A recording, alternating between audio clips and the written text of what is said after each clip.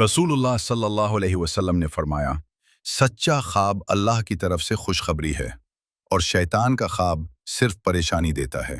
ख्वाब की ताबीर में ये अहम बात है कि कभी भी ख्वाब को सिर्फ अपनी ख्वाहिशात के मुताबिक न देखें।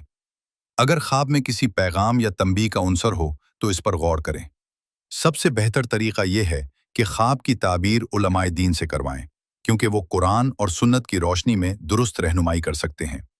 एक और अहम बात, अगर ख्वाब परेशान कुन हो तो रसूलुल्लाह सल्लल्लाहु अलैहि वसल्लम ने फरमाया, जब किसी को बुरा ख्वाब आए तो वो उसे किसी और को न सुनाए, बल्कि दाएं तरफ पलटकर अल्लाह से पनाह मांगे।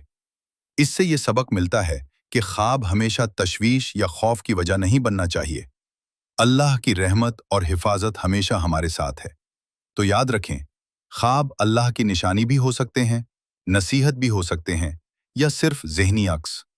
अल्लाह हमें ख्वाबों की दुरुस्त ताबीर समझने की तौफीक दे।